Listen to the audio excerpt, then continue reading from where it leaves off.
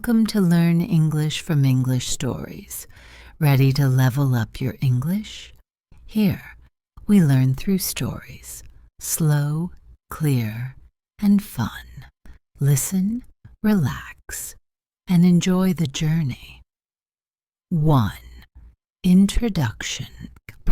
Singapore is a very small country. It is a tiny island. You can drive across it in about 1 hour. But Singapore is also a very rich country. Many people there have high incomes. It is one of the richest countries in the world. This is surprising because it is so small. Also, it does not have many natural resources like oil or gas. It is smaller than many big cities in other countries. So, how did this small island become so rich? This is an interesting question. Long ago, Singapore was just a simple trading port. Ships stopped there on long journeys because of its good location. Then it became a colony under Britain for many years. After that, it became an independent country in 1965. At that time, it had many problems. There were not enough jobs for everyone. Many people did not have good homes to live in. The country was poor and faced big difficulties. But over many years, Singapore changed a lot. The leaders made plans to build many homes for people and create more jobs. They worked hard to attract companies from other countries to come and build businesses there. They built many factories first. Later, they developed new types of work that needed more skill, like banking and technology services. They also made the city a very nice and safe place to live and visit. This helped bring more money and global businesses to the island. Today, Singapore is a modern and rich city-state. It has tall buildings, clean streets, and beautiful parks. It is an important center for business and money around the world. But becoming rich also brought new challenges for the country and its people. Life can be very expensive for many. There are questions about how the country is run, and if all citizens feel they benefit from the wealth equally. This story will look at Singapore's journey from the past to the present. We will see step by step how this tiny island grew into a powerful and rich nation. We will explore the main reasons behind its success and fast growth. We will also look at the challenges it faces now and the plans for its future. This is the neutral story of a very small place that became a very rich country. 2. A small place. Long ago, a long time ago, Singapore was just a small island. It was a very important place because of where it is. It sits near a busy sea path. Ships traveling between different countries in Asia and Europe often passed by. This good spot for sea trade was its main advantage. Later, people from Britain came to the island. They saw that its location was perfect for trade. In 1819, they started a colony there. Singapore became a port where ships could stop to buy and sell goods. This period lasted for many years and changed the island. In 1965, Singapore became an independent country. This meant it was free from British rule. But it was a very difficult time. The new country was very small. It did not have many natural resources like oil or minerals in the ground. It could not sell these things to other countries. Also, many people on the island did not have jobs. Unemployment was very high. Life was hard for many families. There was also a big problem with housing. Not enough homes were built for everyone. Many people lived in poor conditions, sometimes in large areas that were not good places to live. The leaders of the new country knew they had big challenges. They had to find ways to create work for people. They also needed to build many houses quickly, so everyone had a decent place to live. These were some of the first important steps the new government took to try and make life better for the people of Singapore. They had to start building a country with very little, using mostly their location and hard work. 3. Homes and first jobs. After Singapore became an independent country in 1965, it faced big challenges. There was a significant problem with unemployment. Many people did not have work. Also, there was a serious housing crisis. A large number of people lived in very poor conditions, often in crowded slums. The new government understood that they needed to improve the lives of their citizens quickly. The first leaders of Singapore developed important plans to address these major problems.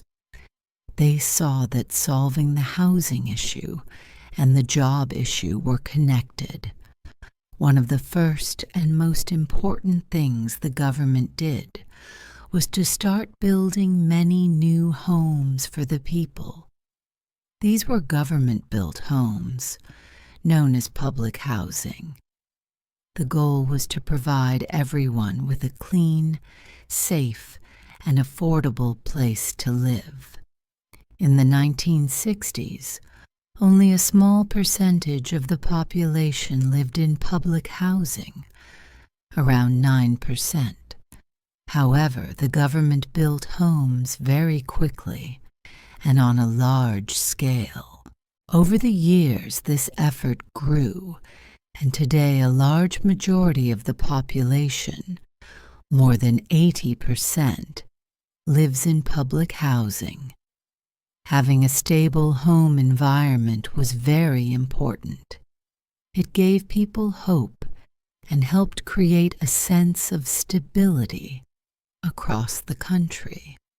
To create jobs, the government knew it had to attract businesses, especially foreign companies, to invest and build operations in Singapore. They worked hard to make Singapore an attractive place for investment. They offered incentives such as lower taxes to encourage companies from other countries to set up factories and offices.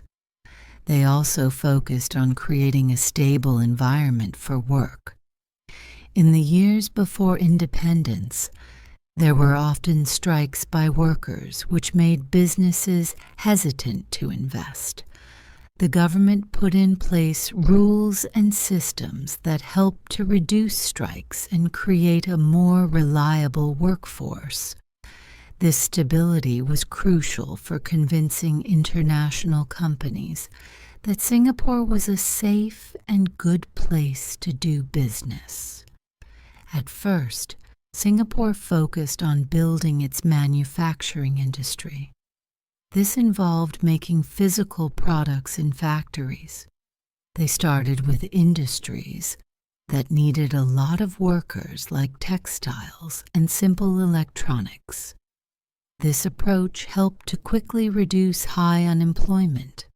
Making goods and exporting them became the main way to grow the economy. Manufacturing was seen as the first important step. It helped transform Singapore from a place with limited jobs into a regional center for production. By the 1970s and 1980s, manufacturing was a key part of the economy. Singapore became known for making various products, including becoming the world's largest producer of hard disk drives for computers. This initial success in building a strong manufacturing base provided many people with their first jobs and created the wealth needed for the country to develop further. 4. New kinds of work. Making things in factories was a good start for Singapore. It gave many people jobs, but the leaders knew this was not the only way to grow rich. They wanted to do more than just simple factory work. Big changes came in the 1980s. The country wanted to move from making basic goods to making more complex and high-tech things. This needed different skills and training for the workers. Also, Singapore started to build a new kind of business, the money business. This means working with banks, investments, and finance. The government made rules easier for these businesses. The idea was to become a big center for money in Asia.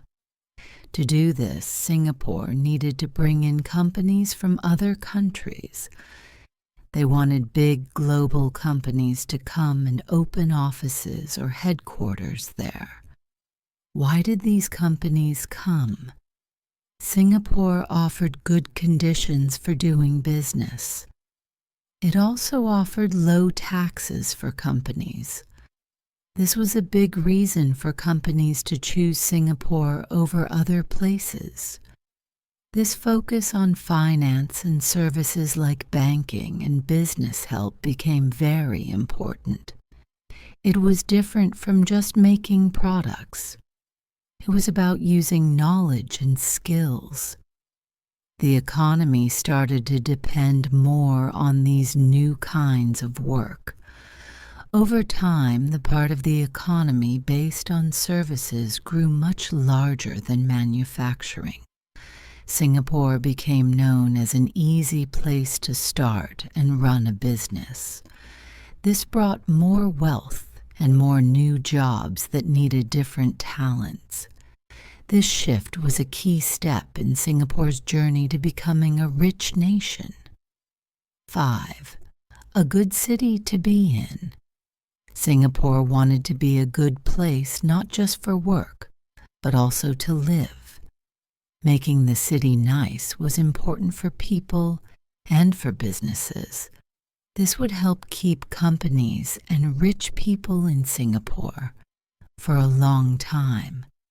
It was important for the country to become a place people wanted to visit and stay. This was a key part of Singapore's success in becoming wealthy. Years ago, in the 1970s, Singapore started adding new land to the island. They made the country bigger. On this new land, they built many things. They built offices for companies and homes for people.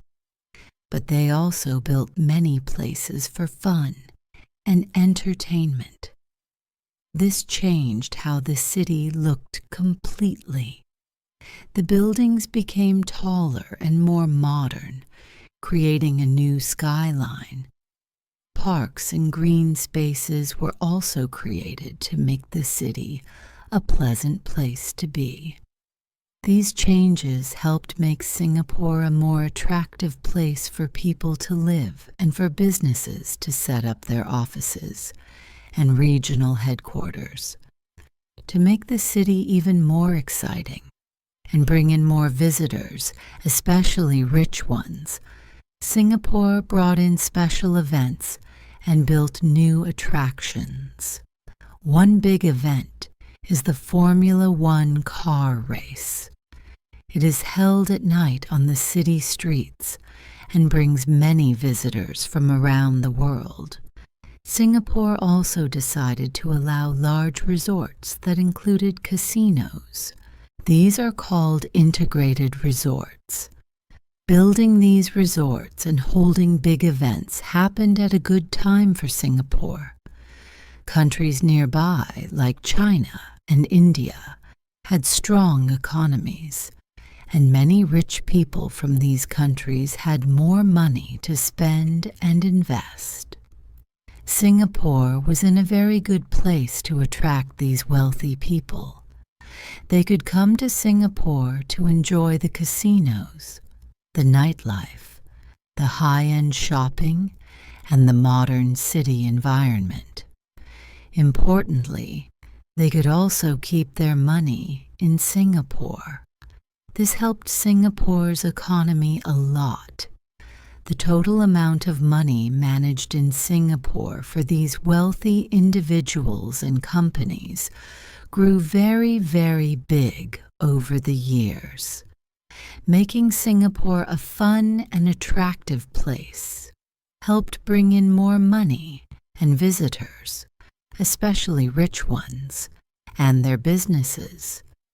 It became known as a city with modern buildings, beautiful parks, and exciting things to do.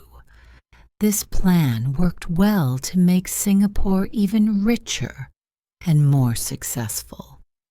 It showed that being a good city to live in was just as important as being a good place to work. The city changed a lot to offer more than just jobs and homes. It became a real destination for wealth and enjoyment. This was different from before, when the focus was mostly on factories and basic jobs. Now, it was about making life enjoyable too, which helped the economy in new and important ways by attracting global wealth. 6. Paying for a good life. Singapore is a rich city, but living here can cost a lot of money.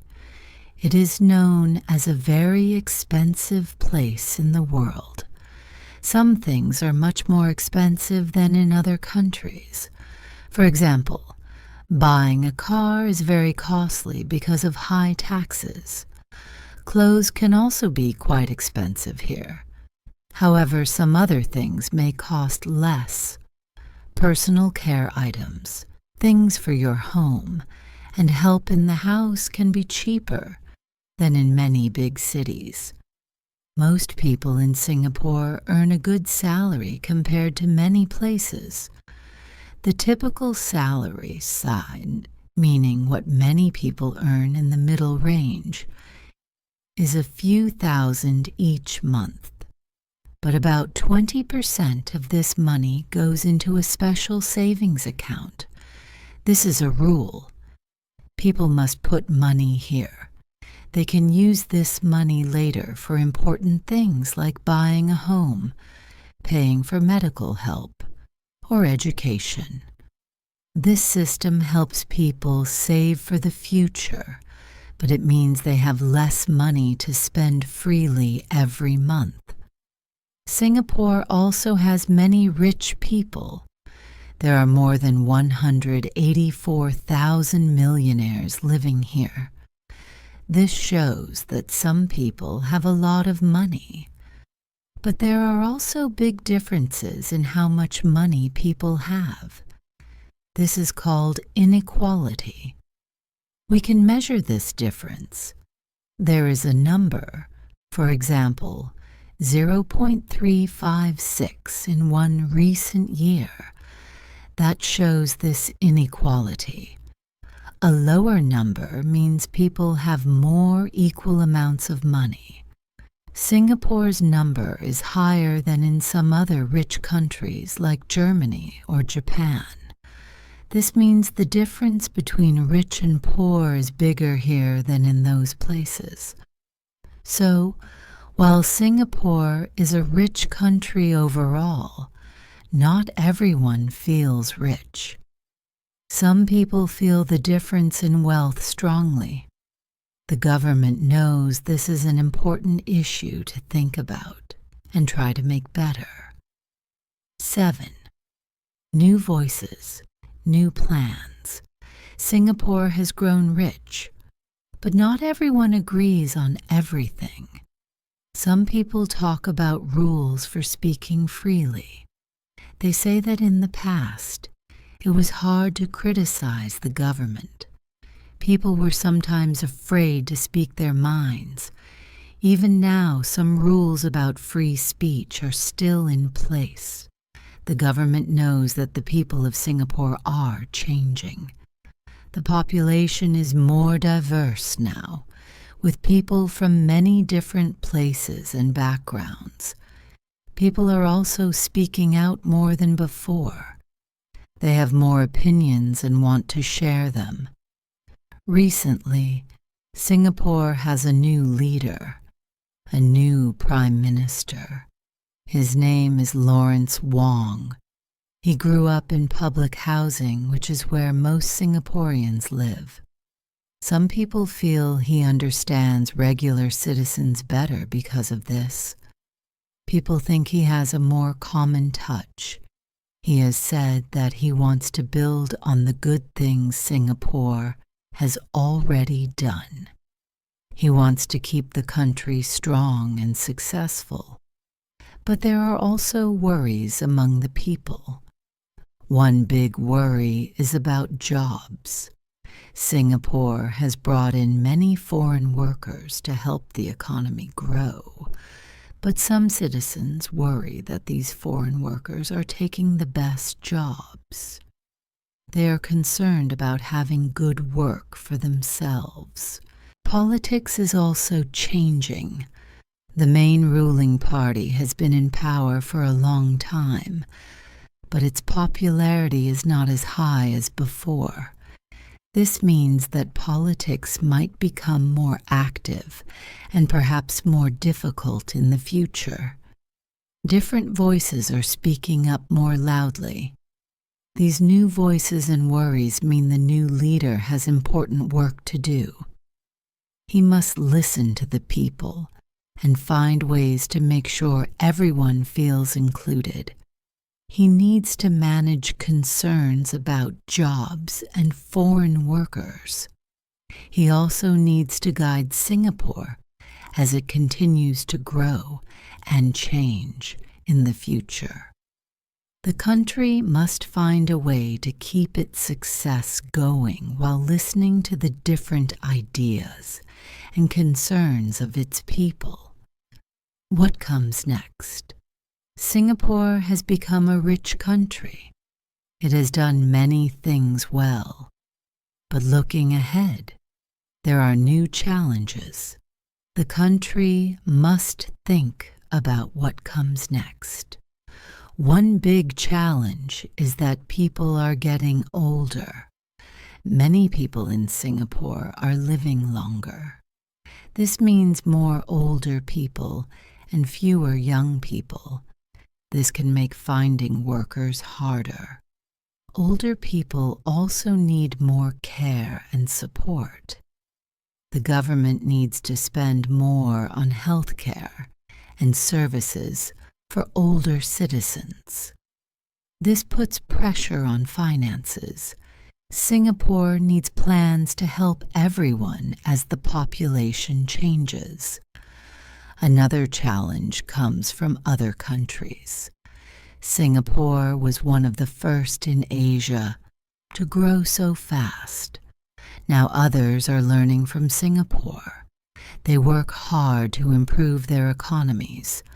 They want to attract businesses and people too. This means Singapore has more competition. Singapore must find new ideas and keep improving to stay special and attractive. It needs to work hard to stay ahead. Climate change is also a serious problem. Singapore is a small island. It is surrounded by the sea. If the sea level rises, it can cause flooding. Strong storms might happen more often. Singapore needs to build strong walls to protect itself. Protecting the island is very important for the future. Singapore has a new leader now. His name is Lawrence Wong.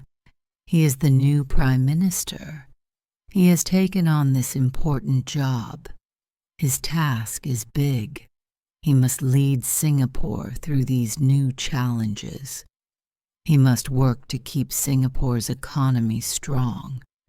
He needs to find answers for the older population. He must help protect Singapore from climate change. He needs to make sure Singapore can compete globally. He also needs to listen to the people. Citizens have worries. Some worry about jobs. Some feel life is too expensive. They worry about costs. Some also worry about foreign workers. The new leader must hear these worries and find solutions that help all Singaporeans. Keeping Singapore successful and managing new problems is the main work for the new leader and the government. The future holds many questions for the country.